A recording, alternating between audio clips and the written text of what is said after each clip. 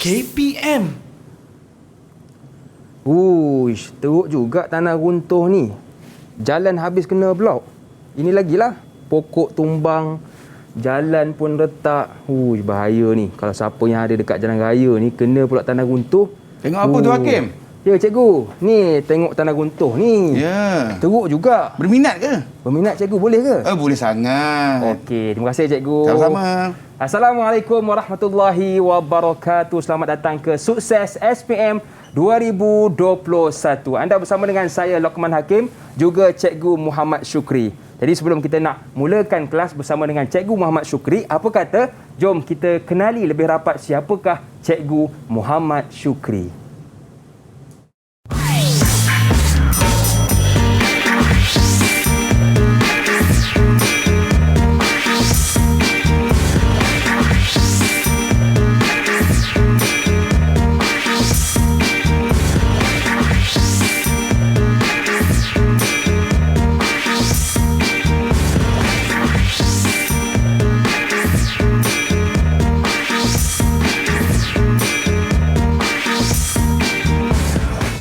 Kembali bersua dalam Sukses SPM 2021. Sebelum tu seperti biasa, ke mana jua kita hendak pergi, di mana pun kita berada, tolong terus jaga dan patuhi SOP dengan memakai pelitup separuh muka. Yang kedua, kekalkan penjarakan fizikal dan paling penting terus pakai cecair pembasmi kuman untuk sama-sama kita membendung penularan wabak COVID-19. Baiklah, bersama dengan kita hari ini iaitu Cikgu Muhammad Syukri bin Muhammad Sharif, Ketua Panitia Pengajian Kejuruteraan Awam Sekolah Menengah Teknik Tunku Abdul Rahman Putra, Pulau Pinang. Assalamualaikum Cikgu. Waalaikumsalam warahmatullahi wabarakatuh. Apa khabar Cikgu? Khabar baik. Cikgu dari Penang Cikgu eh? Oh, memang dari Pulau Pinang. Oh, teringat nasi kandak Cikgu. Betul, nasi kandak tu memang tak boleh tinggal lah kan. Laksa satu lagi. Ya, baik Cikgu, terima kasih kerana sudi bersama dengan kita semua pada hari ini. Ramai yang tertanya Cikgu, apakah kaitan gimmick yang kita lakukan sebentar tadi dengan mata pelajaran yang akan kita belajar pada hari ini? Ya, Hakim. Sejak akhir-akhir ini kita dapati banyak berlakunya keruntuhan tanah di Malaysia ni. Ada di Semerah, ada di Cameron Highland, Genting Highland pun ada. Jadi itulah hari ini kita cuba nak tengok ataupun kita cuba nak kupas lah tentang punca-punca berlakunya keruntuhan tanah ni atau mencerut lah, dan juga bagaimana cara kita nak menenganinya. Okey, jadi itulah antara benda yang akan kita fokuskan. Baik Cikgu, saya difahamkan kita tidak berdua, kita ditemani oleh murid-murid lain dalam talian. Jadi apa kata jom kita berkenalan dengan mereka. Assalamualaikum. Ya, itu dia murid-murid dalam talian kita. Apa khabar semua, sihat ke? Okey, baik.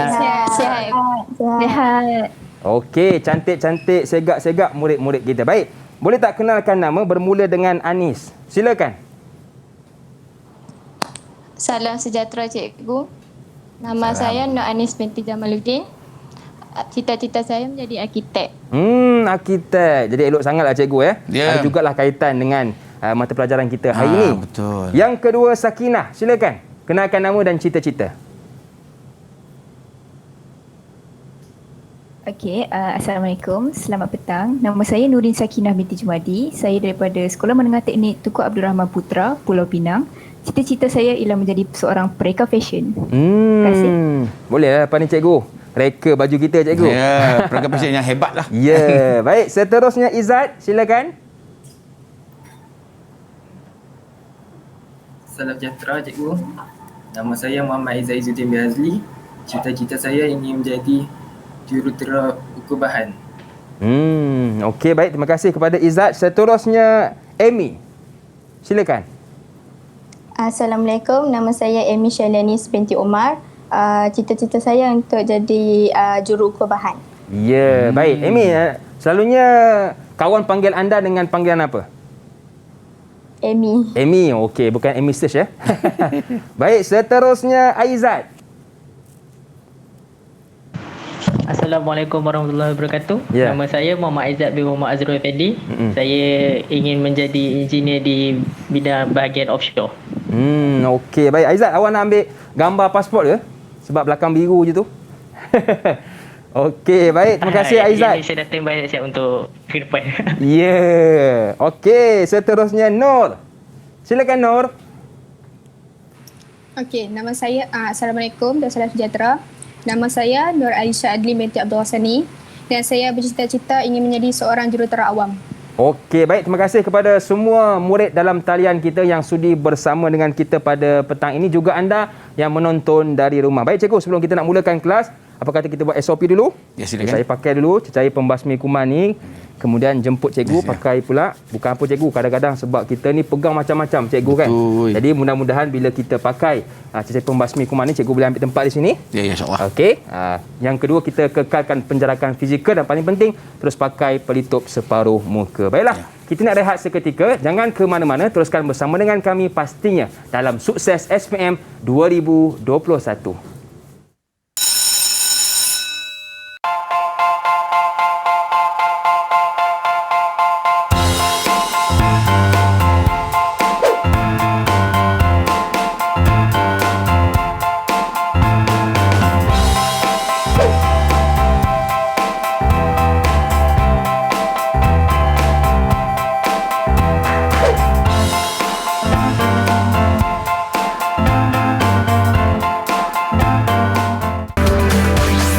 Didik TV KPM.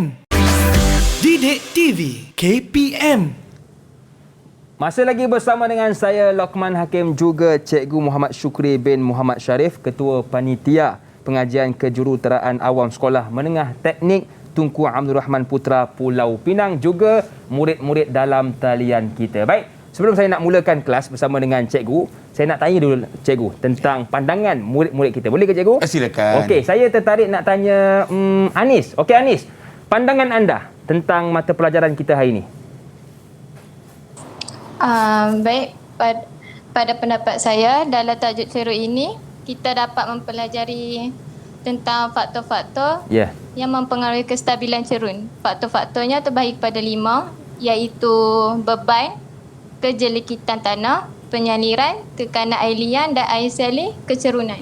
Ya, itu antara benda yang akan kita belajar, Ya, faktornya. Baik, seterusnya mungkin Aizat, pandangan anda? Ya, pandangan saya untuk subjek cerun ini ialah kita dapat mempelajari beberapa kaedah penstabilan cerun bagi mengelakkan bencana keruntuhan cerun dan hakisan tanah. Antara kaedah penstabilan cerun ialah melandaikan cerun, membina tembok penahan atau gabion dan membina saliran. Ya, betul tu. Dan seterusnya mungkin Nurin, silakan Sakinah, pandangan anda. Pada pandangan saya, salah satu kaedah penstabilan cerun yang sangat berkesan ialah membina tembok penahan. Okey, tembok penahan ini direka bentuk supaya mampu menahan beban yang dikenakan. Okey, terdapat 2 tembok penahan. Yang pertama ialah tembok penahan bertulang, konkrit bertulang, dan tembok penahan graviti. Terima kasih. Okey, jadi itu antara orang kata fungsi tembok penahan, iaitu untuk kita menahan beban. Dan sebenarnya banyak lagi yang akan kita belajar bersama dengan cikgu. Apakah itu cerun, faktornya, cara kita untuk menanganinya. Oleh itu cikgu, saya yakin dan pasti ramai dah tak sabar untuk mulakan kelas bersama dengan cikgu. Jadi silakan cikgu. Okey, terima kasih Hakim. Ya. Okey, Assalamualaikum warahmatullahi wabarakatuh. Waalaikumsalam. Jadi hari ini kita mulakan, kita ini saya kenalkan diri saya dululah. Jadi dah kenal lah. Cikgu Syukri daripada Sekolah Menengah Teknik Tunku Abdul Rahman Putra Pulau Pinang. Okey, orang Penang dah masih jauh sini kan. Okey, jadi tajuk kita adalah tajuk besar kita lah, sistem pengangkutan dan kejuruteraan jalan di bawah tajuk 5.0. 5.2 kita ada subtopik iaitu saliran dan kestabilan cerun. Tajuk hari inilah ya. Okey. Lepas tu pula kita ada standard pembelajaran yang kita nak capai. Kita capai tentang tajuk menganalisis faktor-faktor yang mempengaruhi kestabilan cerun. Yang kedua, membuat justifikasi pemilihan kaedah penstabilan cerun. Yang ketiga, merumuskan perkaitan antara sistem saliran dengan penstabilan cerun. Ini kita punya standard pembelajaran yang kita nak capai lah pada hari ini. Agak insyaAllah dapatlah kot. Okey nah. Okey. Pertama kali kita tengok apakah itu cerun. Apakah itu cerun mengikut kita punya buku teks kita lah ya. Cerun merupakan satu permukaan tanah terdedah yang membentuk suatu sudut terhadap satah ufuk. Dari satah ufuk tu, dari sudut ya. Cerun yang curam ialah cerun yang tidak stabil lah. Itu dah steep slope lah, tak apa stabil. ketidakstabilan cerun boleh menyebabkan berlakunya gelinciran tanah. Dia boleh tak stabil, dia akan berlaku gelinciran tanah yang dikenali sebagai kegagalan cerun. Itu dah jadi maksudnya sebagai apa itu cerun. Okey, sekarang ni kita ada contoh. Contoh yang tadi Hakim tengok tadi tu. Ni banyak kegagalan cerun, contoh-contoh dia.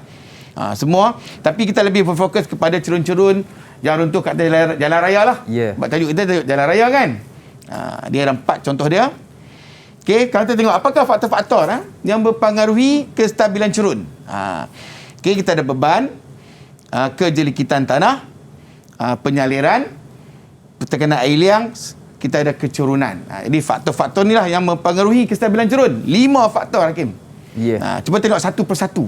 Boleh, cikgu. Tentang dia punya penyampaian ataupun kesimpulan ataupun maklumat. Satu persatu ni apa dia. Yang pertama, beban. Jadi daya yang bertindak pada satah gelinciran terdiri daripada beban kenaan dan beban cerun itu sendiri. Beban kenaan ialah beban yang berada di atas cerun lah. Dia panggil dalam bahasa Inggeris imposed load. Beban ini direntangi oleh tekanan ricih ataupun dipanggil sebagai shear stress yang bertindak di sekeliling satah kegagalan. Sekiranya beban kenaan melebihi kekuatan ricih, maka kegagalan cerun akan berlaku. Jadi kita tunjukkan dalam bentuk gambar rajah lebih senang mudah. Faham kan? Jadi W ni ada merupakan imposed load ataupun beban lah. Beban memang beban impuls ni maksud beban bangunan sebagainya lah. Yang G ni ada merupakan beban diri sendiri cerun itu. Jika kedua-duanya ni lebih besar daripada tekanan ricih nak merentanginya, maka cerun akan kegagalan cerun akan berlaku. Maksudnya tekanan ricih kena lebih besar. Jadi beban ni adalah merupakan punca utama lah berlakunya kegagalan cerun. Okey, yang kedua kita tengok pada kejelikitan tanah. Tanah jelekit ke tak jelekit? Dia cerun daripada tanah jelekit ni biasanya lebih stabil lah kerana mempunyai daya ikatan yang kukuh antara zarah tanah. Sekejap, cikgu. Apakah maksud tanah jelekit tu? Bagus. Hakim ya. Tanah jelekit ni adalah merupakan salah satu daripada kumpulan-kumpulan tanah lah. Jadi tanah jelekit, kita ada tanah jelekit, tanah tidak jelekit, tanah organik. Jadi dalam tanah jelekit ni ada 2 jenis tanah, iaitu tanah liat dengan tanah kelodak. Itu bagi tanah jelekit lah. Tanah tidak jelekit adalah tanah pasir dengan juga tanah kerikil. Dan last kita ada tanah organik lah, iaitu tanah dipanggil sebagai peat soil, tanah gambut. Dan kini adalah tanah jelekit kita rujuk biasanya adalah tanah liat lah. Tanah liat ataupun dia lebih stabil lah sebab dia halus dan dia ada kejelikitan. Okey, jadi ia akan mengikat tanah dan berupaya menahan cerun daripada menggelunsur lah. Tanah pasir memang tak dapat tahan lah. Itu tanah tidak jelekit lah.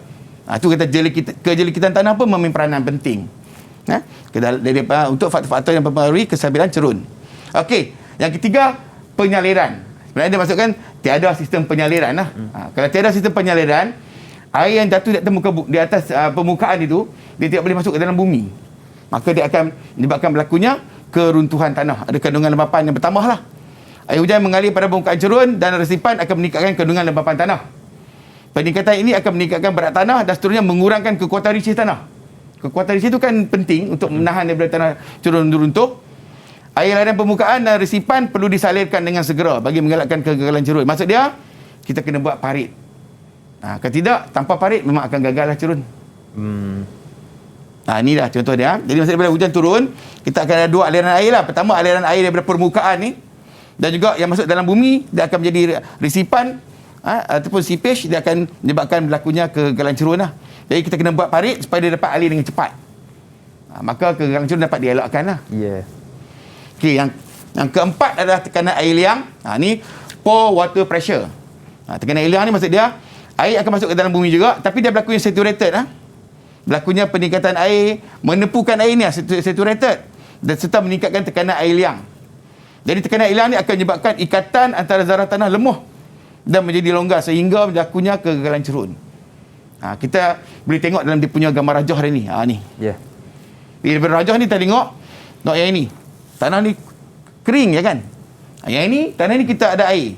Dia tolak tanah-tanah tu. Bila dia tolak, itulah mana pore water pressure tu. Tanah menjadi longgar. Maka berlakunya kegagalan cerun.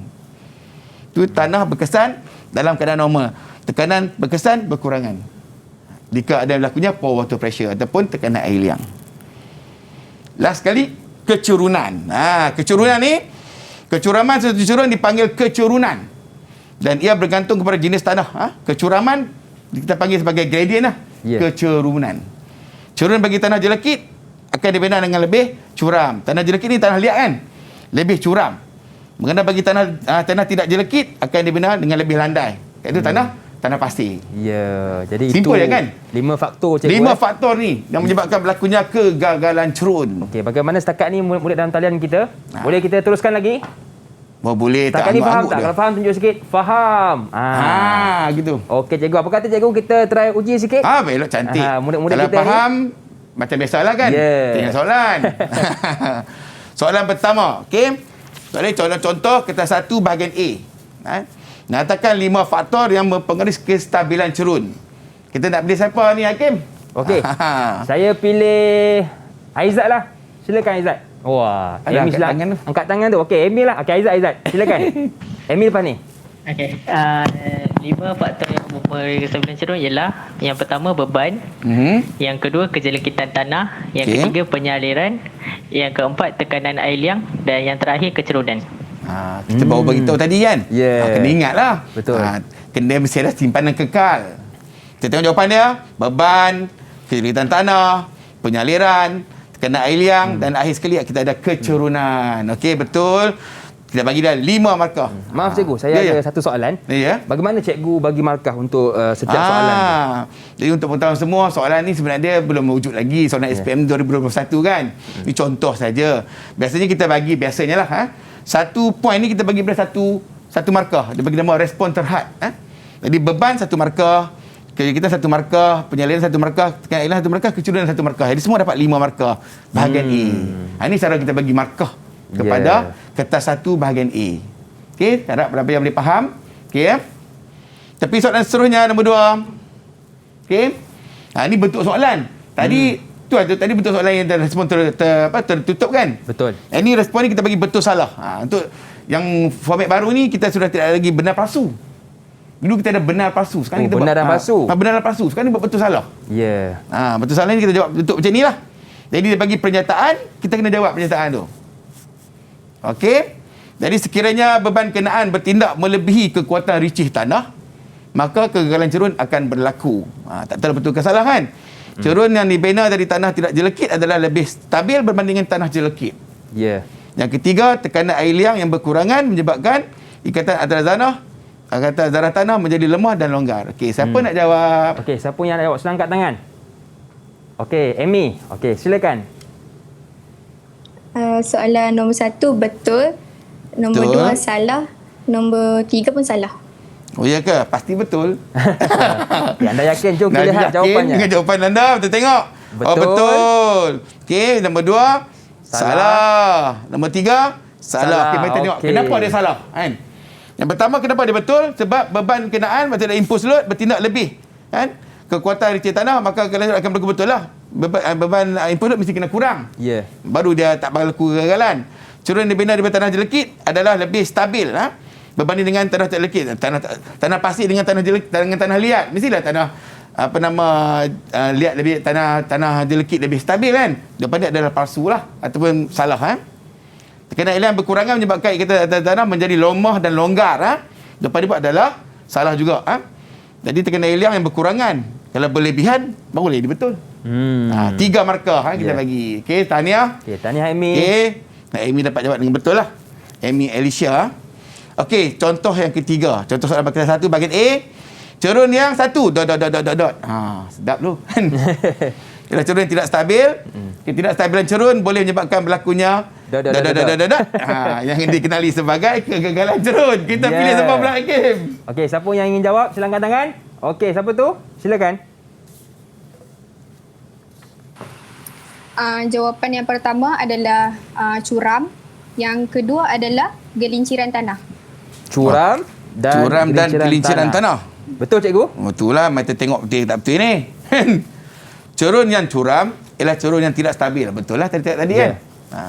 Ketidakstabilan cerun boleh menyebabkan berlakunya gelinciran tanah dan dikenali sebagai kegagalan cerun. Okey, bagus. Amy lagi betul 2 markah. Okey. Tahniah Alisha. Okey. Soalan contoh kertas 1 bahagian B. Yang ini pun sama juga. Nah, sebenarnya tak ada, soalan tak pernah dikeluarkan lagi lah. Ini contoh je kan. Dia akan memberikan markah 15 lah. Memang kita dalam format baru kita bagi 15. Format lama dahulu 20. Lagi banyak. Lagi banyak. Format baru ni 15 sebab apa? Dia dah krem ke dalam bahagian A, bahagian B dalam kertas 1.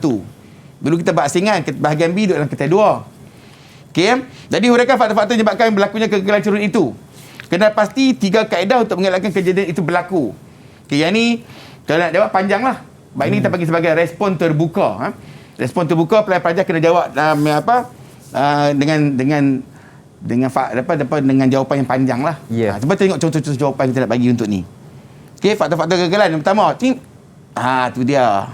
Jadi kita ada yang pertama adalah beban. Tadi kan, kejirikitan tanah, penyaliran, kena iliang, kecerunan. Tapi pelajar kena elaborate sikit lah. Dia kena bagi sikit faktor-faktor ataupun dia punya huraian. Beban kenaan pada cerun perlu direntangi oleh sekasan receh tanah. Sekiranya beban kenaan melebihi kekuatan receh tanah, maka kegagalan cerun akan berlaku. Jadi kesemua ni dicampur, dia akan dapat 10 markah. Untuk jawapan A lah. Jawapan B, kita penuhkan balik. Mana tembok penahan, tembok gabion, tembok sistem penambat, sistem saliran dan juga memasang geosintetik. 5 markah. Tapi yang ini kita belum bincang lagi kan. Soalan dah keluar. Sebab apa? Sebab dia satu set lah. Jadi tak sabar nak tengok yang ni lah. Betul. InsyaAllah lepas ni Boleh teruskan ke? Boleh, cikgu. Okey, cikgu, kita dah tahu dah tentang 5 faktor yang mempengaruhi kestabilan cerun. Jadi bagaimana kita nak stabilkan cerun tersebut? Kita nak stabilkan. Memang ada banyak kaedah dia, ada 8. Jadi kita tengok 8 dia dulu ya. Boleh, silakan cikgu. Okey, yang pertama, kaedah penstabilan cerun yang pertama. Membina tembok penahan. Okey. Kita tengoklah apa yang dalam ni. Okay, yang kedua, membina tembok gabion. Okay, yang kedua, kita ada membina sistem penambat ataupun anchoring system. Kita ada membina teres dan saliran. Okay. Kita ada memasang geosintetik. Geosintetik ni macam kain tu lah. Dia panggil geotextile. Kita ada memasang curucuk kepingan ataupun sheet pile kita panggil. Kita ada melandaikan cerun. Dan yang terakhir, kita ada menanam pokok dan rumput. Menanam pokok pun boleh tu. Mari kita tengok satu-satu ya. Boleh, cikgu. Okey, kaedah penstabilan cerun yang pertama adalah membina tembok penahan. Okey. Jadi terdapat 2 jenis tembok penahan, iaitu tembok penahan konkrit bertertulang, reinforced concrete. Dan juga tembok penahan graviti lah. Dibina daripada batu atau konkrit bertertulang. Lubang leleh perlu dibina pada tembok untuk mengalirkan air yang terkumpul di belakang tembok. Dengar macam pelik sikit perkataan tu, lubang leleh tu. Kawasan di sekeliling laluan masuk lubang leleh perlu diletakkan bahan berbutir tergrade. Okey, ni dia contoh dia. Tembok penahan graviti. Maksudnya tembok penahan ni saya dah tengok ni. Kalau kat Penang ni dekat Bukit Bendera. Ya, betul. Oh, banyak Bukit Bendera kita naik yang kita ada kawasan masjid tu kan. Ni kita ada lubang leleh ni. Ni lubang leleh ni. Tempat ni tempat nak keluarkan air di bahagian belakang dia. Okay, di belakang tembok ni akan ada macam pasir-pasir. Kan? Jadi kita kena letakkan bahan berbutir ni supaya air akan mengalir masuk ke dalam pipe ni dan keluar ke dalam lubang leleh. Barulah tak berlakunya runtuhan tembok penahan. Okey, okey kan? Boleh, cikgu. Setakat ni banyak ni lah kot kita rasa. Kita nak tanya apa lagi? Seterusnya, cikgu. Atau ada apa yang nak tanya? Setakat ni ada yang nak tanya tak? Murid-murid dalam talian. Kalau ada, angkat tangan. Kalau ada, angkat tangan. Boleh faham setakat ni? Kita tengok di mana-mana ke? Okey, kalau boleh tunjuk sikit minta duit. Minta duit. Okey, cikgu, silakan. Kita teruskan lagi. Okey, baik, cikgu. Boleh. Okey, ini tembok penahan konkrit bertertulang. Ini nombor 2 punya. Yang ni punya, dalam ni sepatutnya kita mesti ada reinforced concrete lah. Ataupun kita kena ada tertulang. Tertulang ni macam besi lah, Iman. Besi yang kita letak dalam ni, kita ikat. Lepas tu dia dapat lebih nipis. Yang tadi dia tak nipis, dia tebal. Sebab kita pakai satu tembok yang kita menyusun dengan menggunakan batu-batu lah. Yang ni kita pakai konkrit. Kerana ada besi. Jadi, tapi dia tetap kena ada lubang leleh dengan bahan berbutir tergrade juga. Kalau tidak, dalam ni akan berlakunya persatuan menolak tanah. Maka akan berlakunya kegagalan cerun. Jadi ada 8 kaedah, cikgu. 8. Kita bawa pergi satu je. 8 kaedah penstabilan cerun, iaitu yang pertama membina tembok penahan, yang kedua membina tembok gabion, yang ketiga membina sistem penambat, yang keempat membina teres dan saliran, yang kelima memasang geosintetik, yang keenam memasang cerucuk kepingan, Yang ketujuh, melandaikan cerun. Dan yang terakhir, menanam pokok dan rumput. Jadi banyak lagi yang ingin kita bicarakan bersama dengan Cikgu Muhammad Syukri. Tetapi kita rehat seketika. Jangan ke mana-mana. Teruskan bersama dengan kami pastinya dalam Sukses SPM 2021.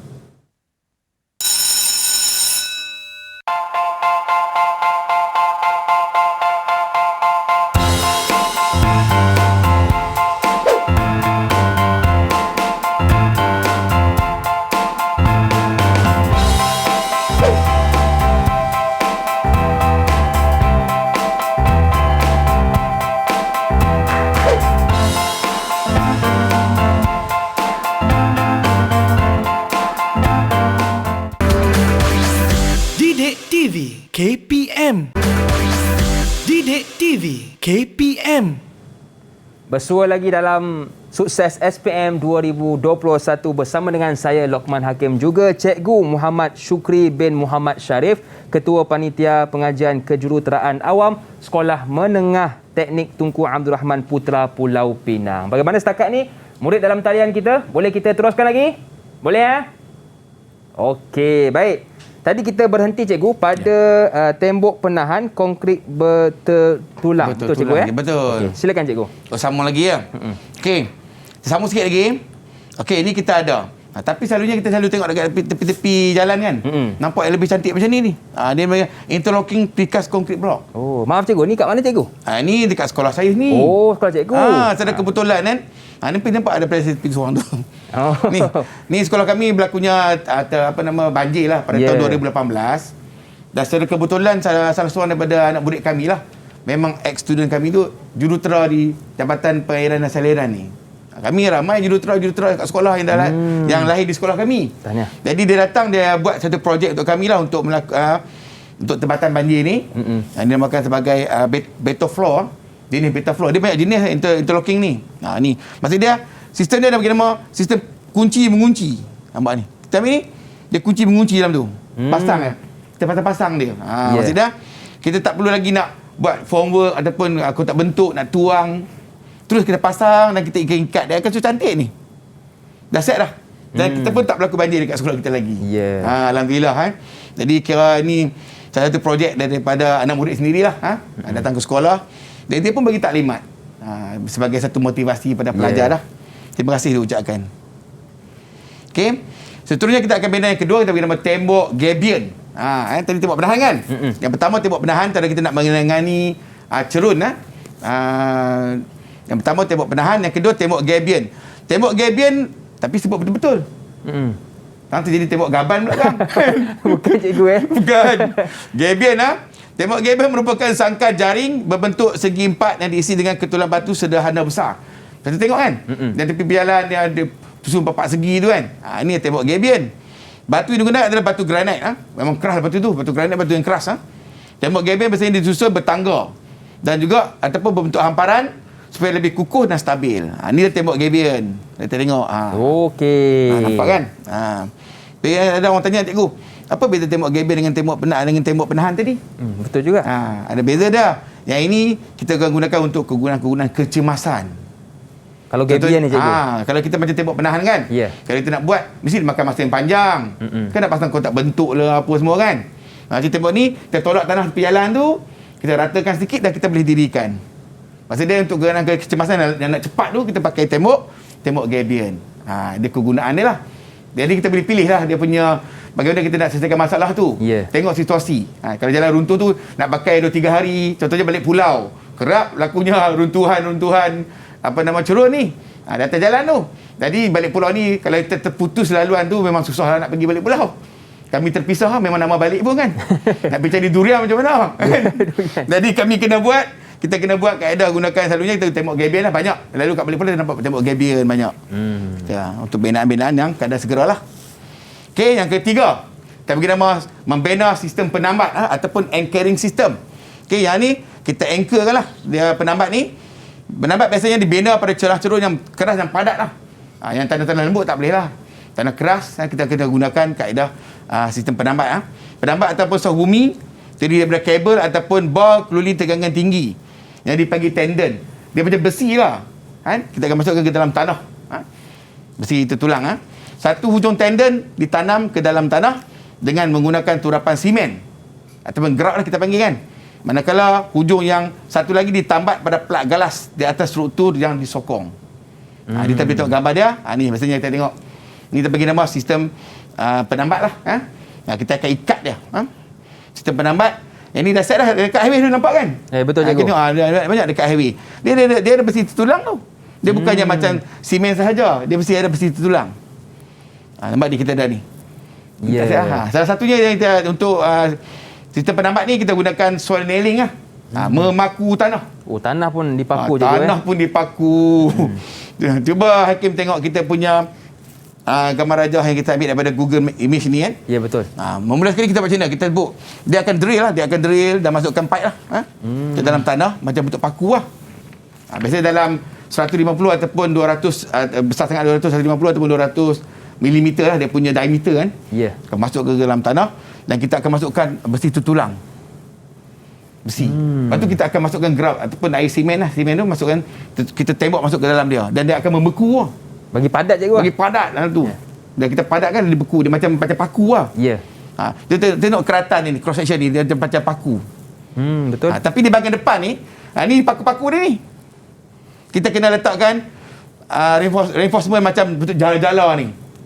Dan permukaan ni dicantikkan dengan cara kita menyembur grout lah.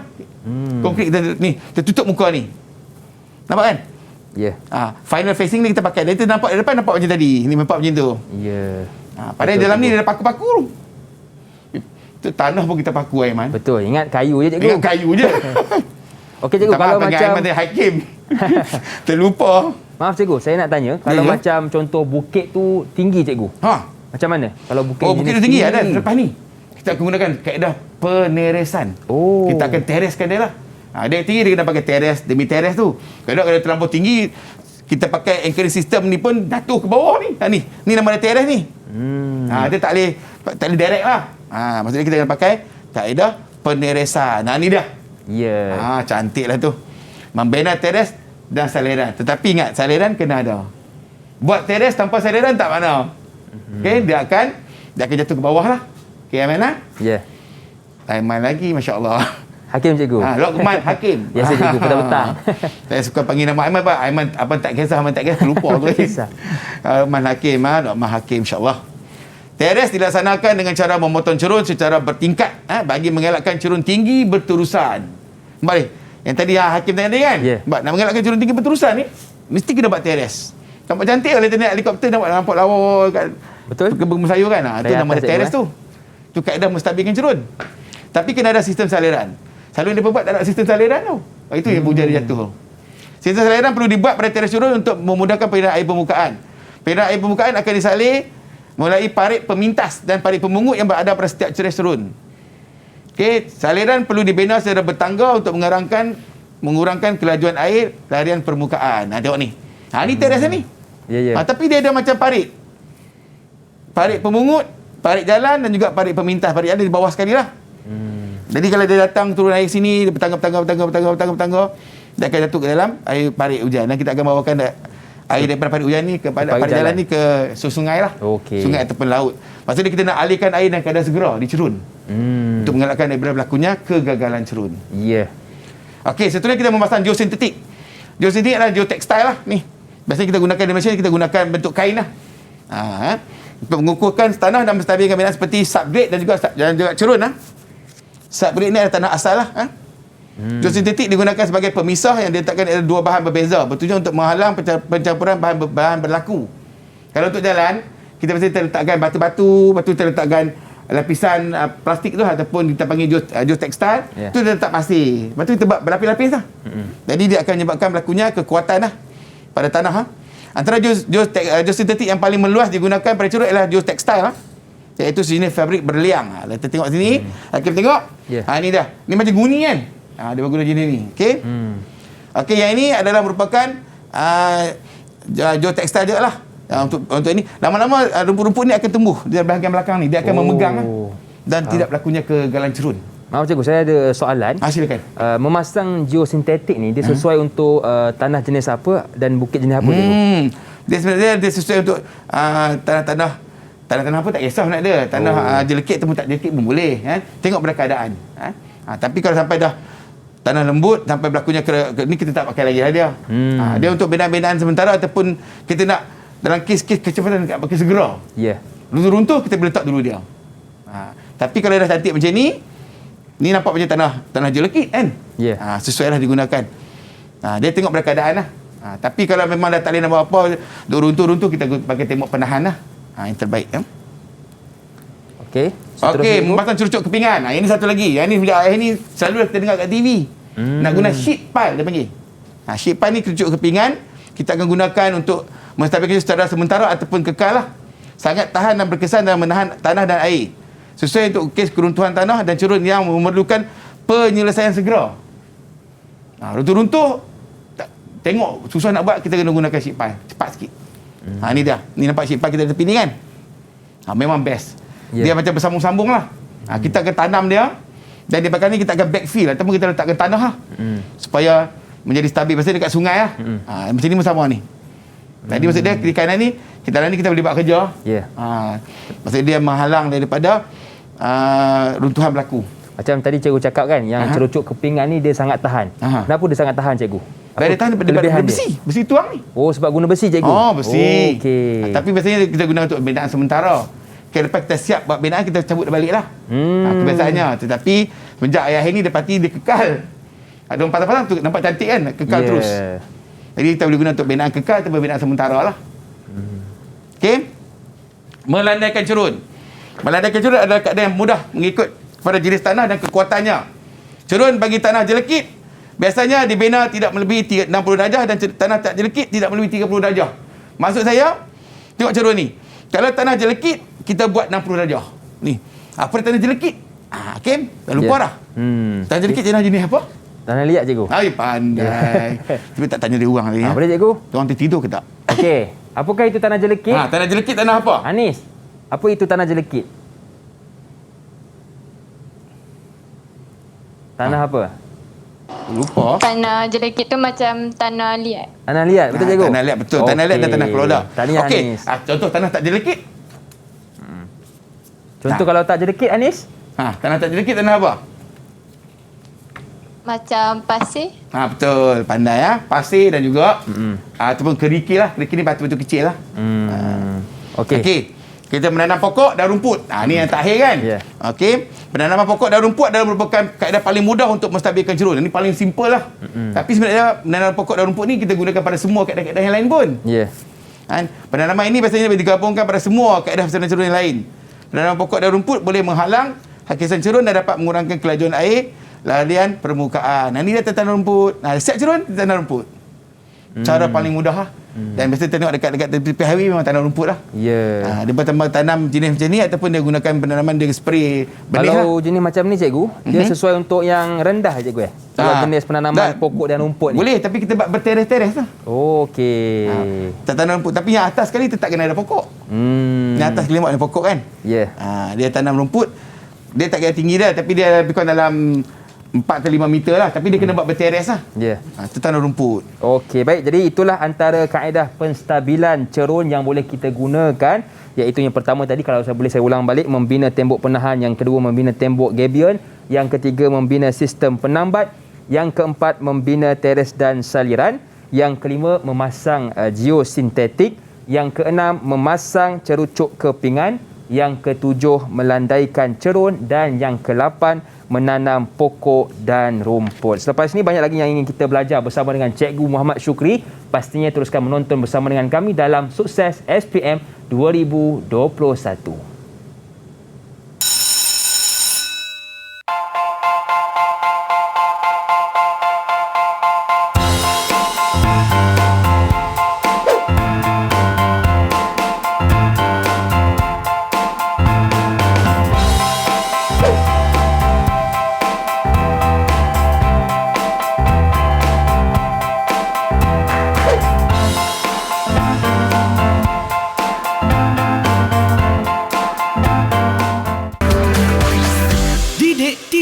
KPM.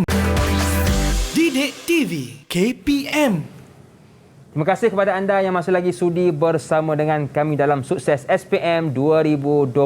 Buat anda yang mungkin baru bersama dengan kami, tengok-tengok TV, ada Cikgu Muhammad Syukri lah. Kita membincangkan tentang pengajian kejuruteraan awam iaitu saliran dan kestabilan cerun. Bagaimana setakat ni murid dalam talian kita? Boleh kita teruskan lagi? Ada tak soalan yang tak faham, yang nak ditanyakan kepada Cikgu Muhammad Syukri? Ada tak? Boleh faham semua ya? Boleh ya? Okey cikgu, setakat ni mereka faham. Apa kata kita pula tanya mereka? Yang tu yang betul. Dia kalau faham, kita tanya. Kalau tak boleh tanya, jawab tak boleh, macam mana? Balik kita ni ya. Ulang kaji cikgu. Kita ulang kaji. Okey. Kita teruskan soalan kita. Nah, sebab tadi dah habis dah maklumat, kita tanya soalan. Soalan contoh kertas 1 bahagian A ya. Dia yang pertama. Rajah menunjukkan satu kaedah penstabilan cerun. Rajah ni ya. Nyatakan A kaedah penstabilan cerun itu, B bahan yang digunakan pada A. Siapa nak pilih hakim ni kita ni? Siapa yang nak jawab sila angkat tangan. Okey, silakan. Siapa tu?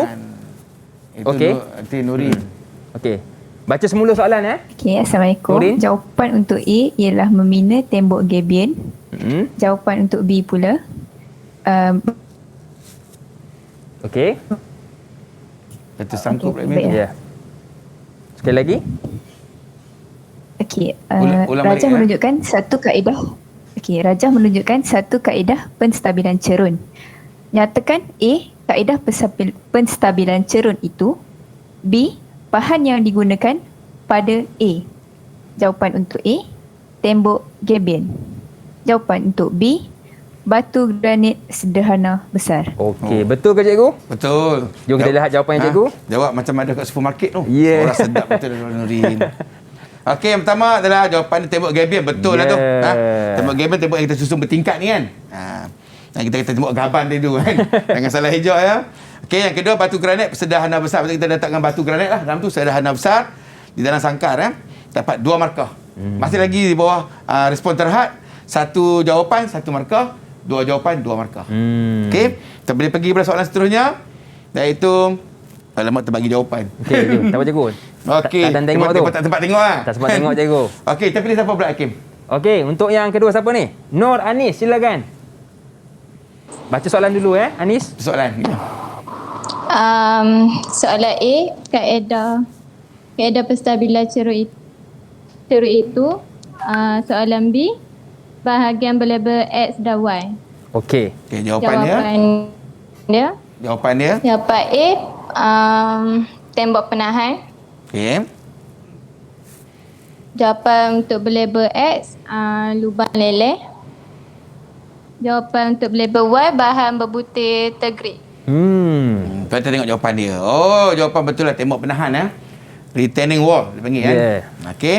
Dan juga MB kita ada X kita adalah lubang leleh. Y adalah bahan berbutir tergrid. Yang ini yang tadi yang Hakim nak tahu sangat tu kan. Tak apa. Kemudian Hakim ya. 3 markah cikgu 3 markah. Sebab dia ada 3 poin. Walaupun dia ada A, B tapi dia poin dia 3. 3 markah. Faham? Okey. Soalan contoh kertas 1 bahagian A seterusnya. Ini bentuk soalan juga ni. Tapi kena hati-hati. Dia ada A, B, C, D. Tapi tempat jawapan ada 3 aja. Tu dia ada A, B, C atau D. Tak bagi semudah-mudah tu lah kan. Okey. Siapa nak jawab ni Hakim? Kita nak pilih seorang lagi. Okey. Siapa yang nak jawab untuk soalan ni? Sila angkat tangan. Kita pilih Aizat kot, nampak handsome tu. Aizat. Dia tengok. Okey Aizat. Cikgu pilih Aizat sebab rambut anda ni berterbangan. Macam ada angin kuat tu. Baca Superman punya rambut. Okey Aizat, baca soalan Okey. A, B, C dan D adalah kaedah untuk menstabilkan cerun. A, membina tembok penahan. B, membina tembok gabion. C, membina sistem penambat. Dan D, membina geosintetik. Padankan kaedah itu dengan pernyataan berikut dengan menulis A, B, C atau D pada petak yang disediakan. Soalan 1, menggunakan bar keluli tegangan tinggi yang dinamakan tendon. Jawapan dia C. Nombor 2 diletakkan di antara 2 bahan berbeza seperti tanah dan batu bau. Yang kedua jawapan dia D. Yang terakhir dibina menggunakan sangkar jaring berbentuk segi 4. Jawapan dia B. Maksud dia yang kedua tu adalah geosintetik lah. Yang ketiga tembok gabion Pasti ke? Yakin Aizat? Anda kunci jawapan anda? Okey. Okey. Kunci. Okay, tengok. Kunci ya. Menggunakan bar keluitangan tinggi, dinamakan tendon. Ini memanglah kita gunakan anchoring system ataupun C ya. Kita letakkan antara dua bahan berbeza seperti tanah dan batu bau, kita gunakan geosintetik ya. Dan bila menggunakan sangkar jaring, sebut sangkar jaring dia, kita akan gunakan tembok gabion. Okey. Jadi kita ada CDB. Okey, soalan seterusnya. Soalan kata satu bahagian A. Okey, kita pilih siapa seorang lagi ni. Okey. Untuk soalan ni siapa yang nak jawab? Sila angkat tangan.